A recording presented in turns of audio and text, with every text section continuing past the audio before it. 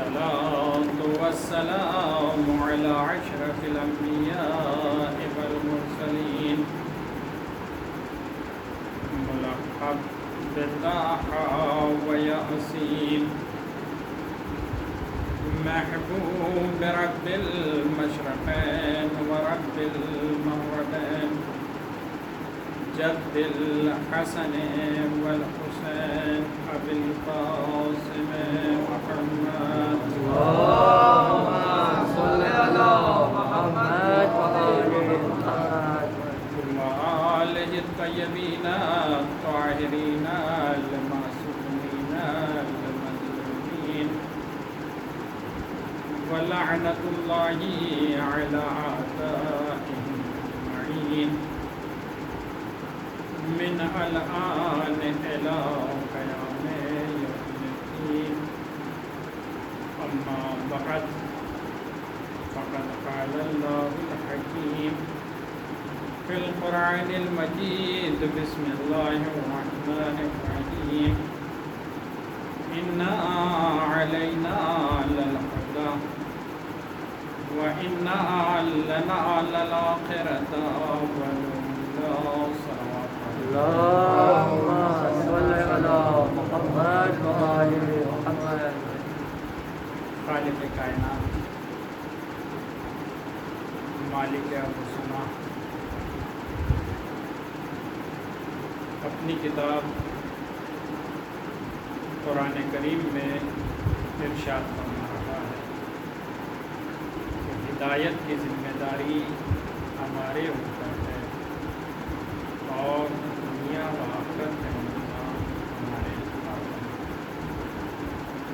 خالق کائنات نے ہدایت کی ذمہ داری لی اور پھر یہ ذمہ داری لینے کے بعد ہر زمانے میں ایک اپنا ہادی بھیجتا رہا تاکہ وہ انسانوں کی ہدایت کر سکے اور اپنے ہادی کے ساتھ ساتھ ایک کتاب بھی وہ بھیجتا رہا۔ بہت سے صحیفے نازل ہوئے لیکن جو مشہور اور اہم وہ 4 کتابیں ہیں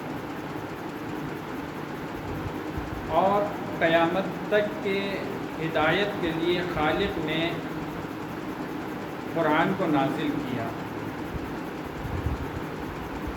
اور اس میں شروع ہی میں دعویٰ کیا، کہا ہدی للمتقین، یہ متقین کے لیے ہدایت ہے۔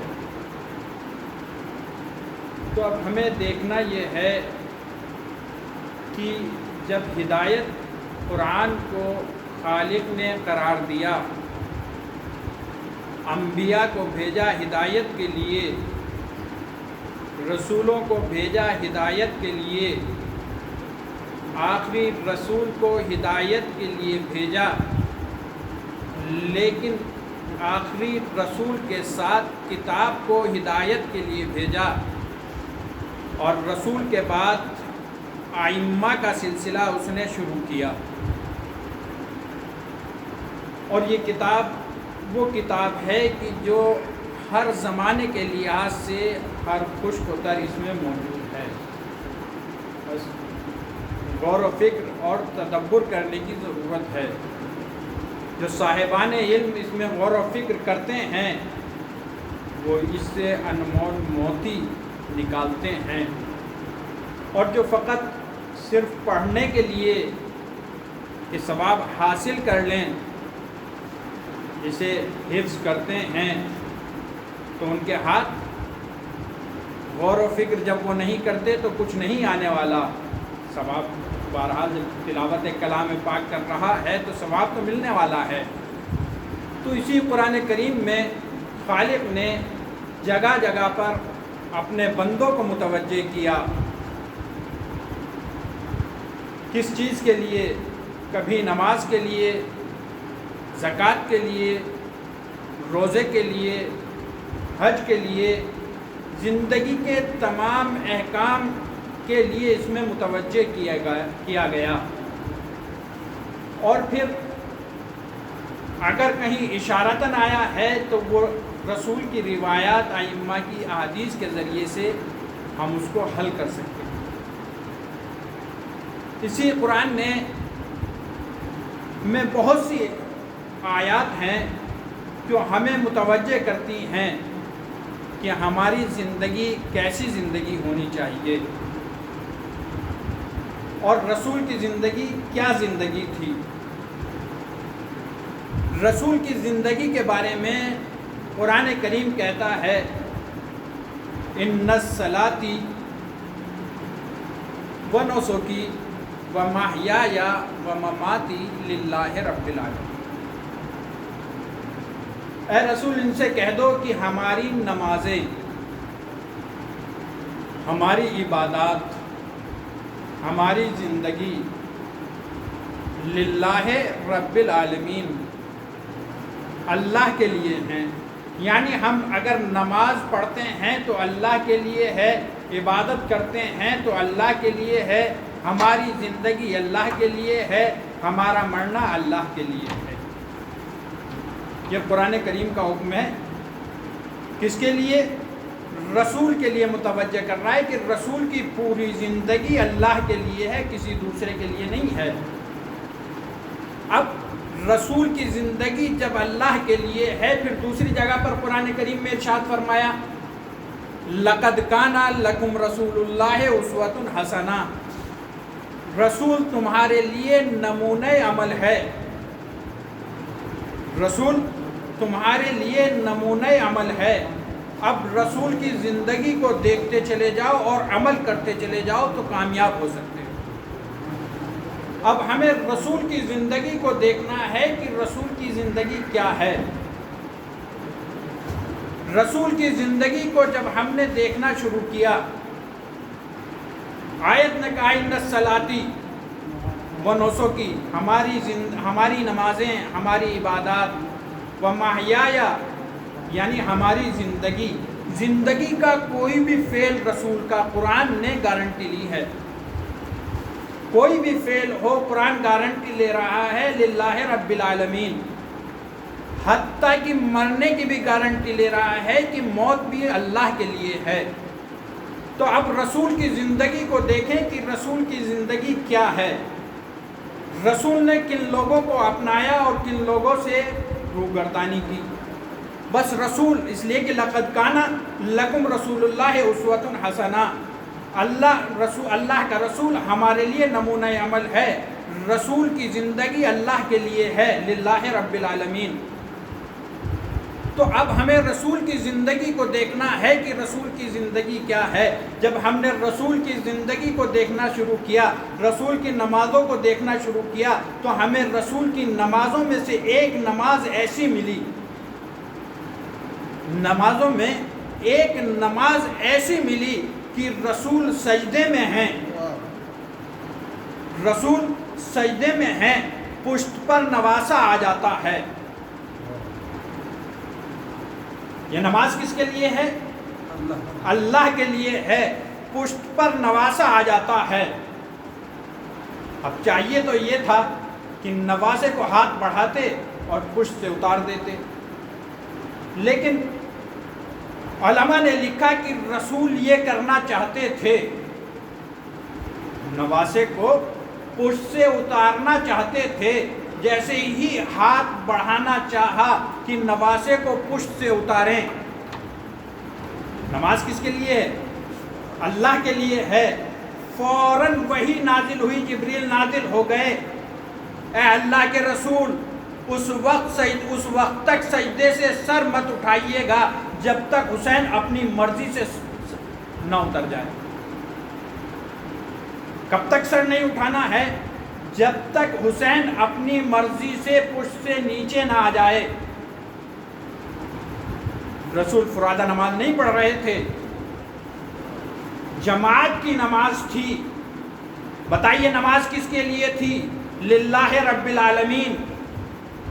جب للہ رب العالمین ہے، اب جبریل آ گئے ہیں کہ سجدے سے سر نہیں اٹھانا ہے۔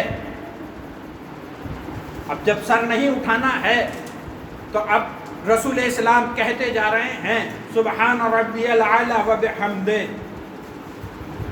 پھر تصور حسین کی طرف جاتا ہے کہ حسین پشت سے اترے یا نہیں تاکہ سر اٹھائیں۔ روایات میں آیا ہے کہ رسول نے 70 مرتبہ سبحان ربی العلی و بحمدہ کہا۔ اب بتائیے جو نماز پڑھ رہے تھے وہ کیا سوچ رہے تھے کہ آج رسول کی نماز کو اتنا طول ہو گیا، تو اب یہ نماز بتائیے جس نماز میں رسول 70 مرتبہ سبحان ربی العلی و بحمدہ کہہ رہے ہیں اور ہر حمد کے بعد حسین کا تصور کر رہے ہیں، یہ نماز اللہ کے لیے ہے یا نہیں؟ یہ نماز اللہ کے لیے تھی۔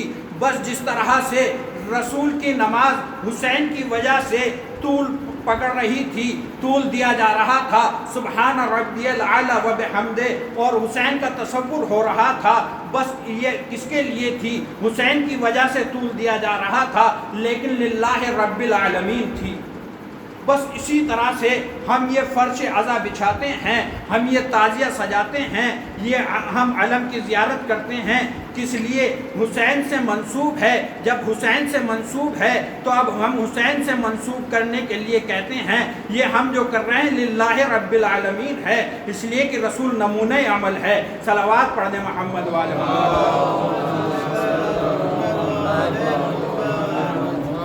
رسول کی زندگی میں آگے بڑھیں۔ یہ تو رسول کی نماز تھی، اب رسول کی زندگی وَمَحْيَايَ لِلَّهِ رَبِّ الْعَالَمِينَ، یعنی ہماری پوری زندگی اللہ کے لیے ہے۔ پھر دوسری جگہ پر حکم ہوا وَمَا يَنْتَقُ عَنِ الْهَوَىٰ إِنْ هُوَ إِلَّا وَحْيٌ يُوحَىٰ، ہمارا رسول تو کچھ بولتا ہی نہیں ہے، جو کچھ بولتا ہے وہ وحی الہی ہوتی ہے، وحی الہی کے علاوہ کچھ نہیں بولتا۔ زبان پر بھی وحی کا پہرا، زندگی للہ رب العالمین، عبادات للہ رب العالمین۔ اب ہم نے رسول کی زندگی کو دیکھنا شروع کیا۔ جب رسول کی زندگی کو ہم نے دیکھنا شروع کیا تو زندگی میں ہمیں ایک ایسا واقعہ ملا۔ کیا واقعہ ملا؟ کاش عید کا روز ہے، نواسے ہیں، عید کی نماز کے لیے جا رہے ہیں، کہا نانا سب کے پاس تو سواری ہے، ہمیں بھی سواری چاہیے، ہمیں بھی ناکا چاہیے۔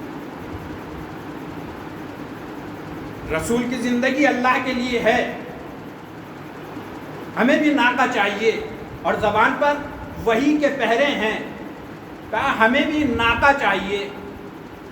رسول نے کیا کیا؟ رسول نے نواسوں کو اٹھایا اور کاندھوں پر بٹھا لیا، کہا یہ تمہارا ناکا ہے، یہ تمہاری سواری ہے۔ بتائیے رسول ناکا تھے؟ رسول کی زندگی تو للہ رب العالمین ہے۔ رسول کیا بنے؟ شبیہ ناکا بنے یا نہیں؟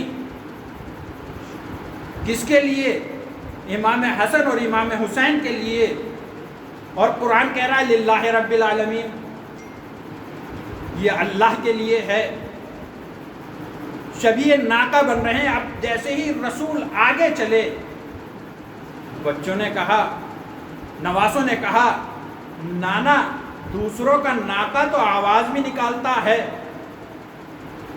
روایت میں آیا ہے کہ رسول نے مثل ناکا آواز نکالی، زبان پر وحی کے پہرے ہیں، وما ينطق عن الهوى ان هو الا وحی یوحیٰ، زبان پر وحی کا پہرا ہے۔ اب رسول ناکے کی آواز نکال رہے ہیں، تو یہ بتائیے وحی الہی ہوئی یا نہیں؟ جو ہمارا رسول بولتا ہے وہ وحی الہی ہوتی ہے۔ جب رسول شبیہ ناکا آواز نکال رہے ہیں تو یہ وحی الہی کے ذریعے بول رہے ہیں یا بغیر وحی کے بول رہے ہیں؟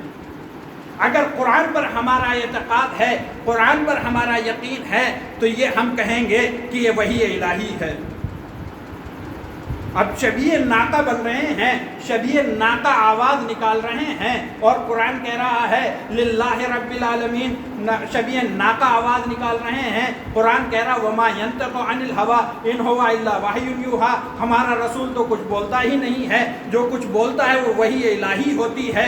اب رسول شبیہ ناقہ بن رہے ہیں، شبیہ ناقہ آواز نکال رہے ہیں۔ میں کہوں گا اعتراض کرنے والوں کو، کوئی اعتراض آ کر کرو قرآن پر، اعتراض آ کر کرو رسول پر کہ حسنین کے خاطر رسول شبیہ ناقہ بنے، حسنین کی خاطر رسول نے شبیہ ناقہ آواز نکالی، اور قرآن نے کہا یہ وحی الہی ہے، ہمارا رسول جو کر رہا ہے اللہ کے لیے کر رہا ہے۔ جب حسین کی خاطر رسول شبیہ ناقہ بن سکتے ہیں، حسین کی خاطر رسول آواز نکال سکتے ہیں، تو ہم یہ ذوالجناح نکالتے ہیں، ہم یہ تعزیہ رکھتے ہیں۔ کس لیے شبیہ ذوالجناح بناتے ہیں؟ حسین کے لیے بناتے ہیں۔ یہ تعزیہ شبیہ روزہ بناتے ہیں، کس لیے بناتے ہیں؟ حسین کی وجہ سے بناتے ہیں۔ جب رسول کا کردار للہ رب العالمین ہو سکتا ہے، رسول کا بولنا شبیہ ناقہ میں للہ رب العالمین ہو سکتا ہے، کس وجہ سے؟ حسین کی خاطر، بس حسین کی خاطر ہم بھی ذوالجناح نکال کر، علم بنا کر، تعزیہ رکھ کر کہتے ہیں کہ یہ شبیہ روزہ ہے، شبیہ ذوالجناح ہے، شبیہ عباس کا علم ہے، تو یہ للہ رب العالمین ہے۔ یہ ہم للہ رب العالمین کر رہے ہیں، اس لیے کہ حسین کی خاطر ہے، اور حسین کی خاطر جو رسول فعل انجام دے، رسول کی زندگی ہمارے لیے نمونہ عمل ہے۔ بس ہم رسول کی زندگی کو دیکھ رہے ہیں اور حسین کی خاطر یہ فعل انجام دے رہے ہیں۔ صلوات پڑھنے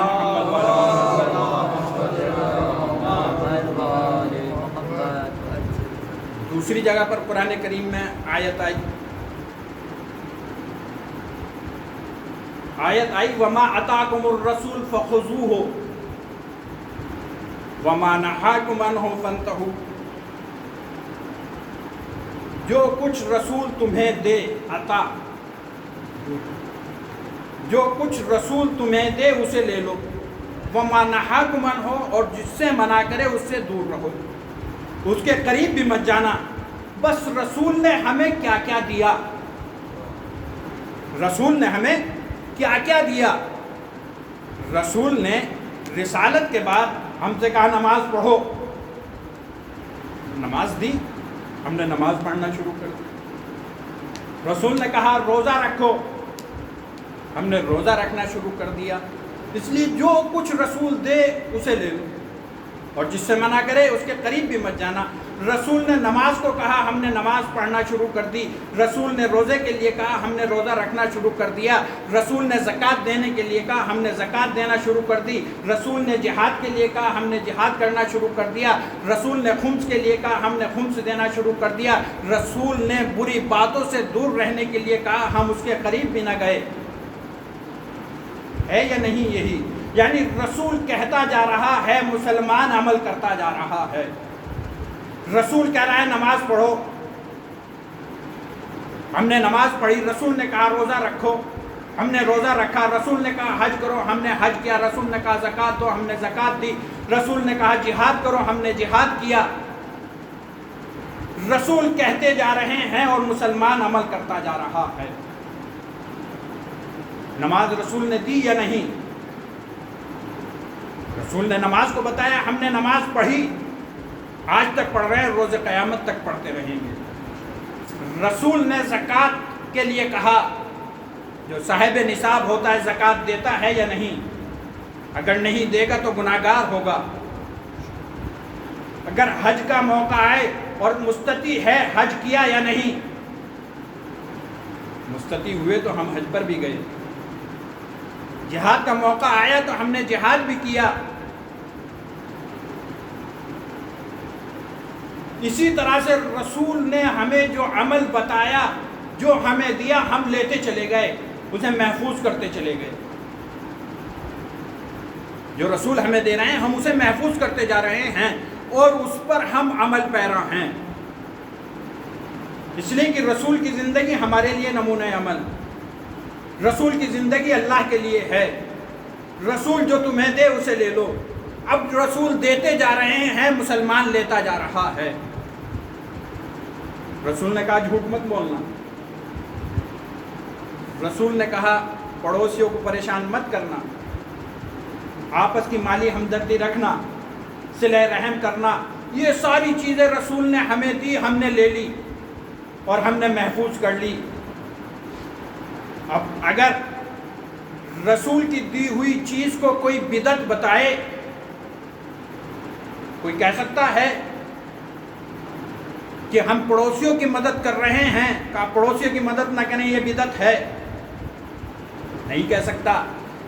رسول نے جتنی چیزیں دی ہیں اس میں کوئی نہیں کہہ سکتا ہے کہ یہ بدعت ہے، یہ صحیح نہیں ہے. اس لیے کہ رسول نے دی ہیں تو ہم نے لے لی. وما آتاکم الرسول.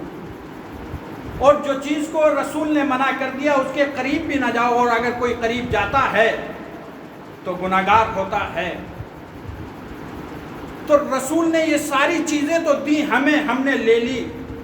اور کچھ بھی رسول نے ہمیں دیا جو ہم نے لیا نہیں. ایک چیز رسول نے دی جو کچھ مسلمانوں نے اپنائی اور کچھ مسلمان اس سے نفرت کرنے لگے. وہ کیا ہے؟ آئیے روز خیبر، وما آتاکم الرسول ذہن میں رہے، جو رسول دے اسے لے لو. روز خیبر 40 دن ہو چکے ہیں خیبر میں، رسول کو کوئی کامیاب ہو کر واپس نہیں آ رہا ہے. رسول نے اعلان کیا کل ہم علم اس کو دیں گے جو کرار ہوگا، جرار ہوگا، بڑھ بڑھ کر حملہ کرنے والا ہوگا، اور وہ اس وقت تک نہیں پلٹے گا جب تک اس کے ہاتھ پر فتح نہ ہو جائے. 40واں دن ہوا، رسول نے مولا کو بلایا. باب خیبر پڑھنا مقصود نہیں ہے، مقصد تک لے جانا ہے. مولا نے بلایا کسے؟ رسول نے بلایا مولا کو. اور مولا کو بلانے کے بعد کیا دیا؟ مولا کے ہاتھ میں اپنے ہاتھ سے علم دیا، وما آتاکم الرسول. بتائیے رسول نے عطا کیا یا نہیں؟ بس یہ علم جو رسول نے مولا کو باب خیبر میں دیا تھا، یہ مولا سے ہوتا ہوا امام حسن کے پاس آیا، امام حسن سے امام حسین کے پاس آیا. مولا امام حسین نے کربلا کے میدان میں مولا عباس کے ہاتھ میں یہ علم دیا. اگر دشمن نے مولا کے شانے کاٹ دیے تو یہ علم کہا مولا آپ کا اگر شانے کٹ گئے ہیں تو کٹ گئے، لیکن یہ علم اس طرح سے زمین پر نہیں رہے گا، بلکہ یہ رسول کا دیا ہوا علم ہے. اب یہ آپ کے شانے اگر دشمنوں نے کاٹ دیے ہیں تو آج لاکھوں اور کروڑوں ہاتھ ہیں جو اس علم کو اٹھائے ہوئے ہیں. وما آتاکم الرسول فخذوہ، جو علم رسول نے خیبر میں مولا کو دیا تھا یہ وراثت ہے اور اس کو ہم لیے ہوئے ہیں، جس کو آج اٹھائے ہوئے ہیں. صلوات پڑھ دیں محمد.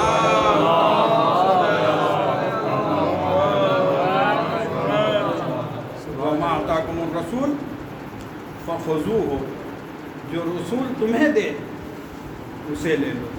یہ رسول کا دیا ہوا علم ہے، یہ کسی دوسرے کا نہیں ہے. جب رسول کا دی ہوئی چیز، نماز بدعت نہیں ہو سکتی، روزہ بدعت نہیں ہو سکتا ہے، زکوٰۃ بدعت نہیں ہو سکتی ہے، تو جب رسول نے علم دیا ہے تو یہ علم اٹھانا کیسے بدعت ہو سکتا ہے؟ علم کا دیکھنا کیسے بدعت ہو سکتا ہے؟ صلوات پڑھ دیں محمد وعلی محمد. یہ کربلا کے میدان میں مولا عباس کی وراثت میں دی اور مولا نے مولا کو دیا تھا. کربلا کے میدان میں امام حسین روز عاشور، آج محرم کی 8 تاریخ، مولا ابو الفضل العباس کے مصائب اس شب میں پڑھے جاتے ہیں تو مولا کے لشکر کے علم بردار.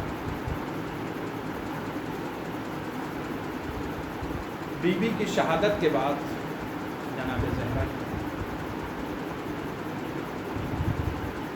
مولا امیر المومنین نے اپنے بھائی عقیل کو بلایا اور بھائی عقیل کو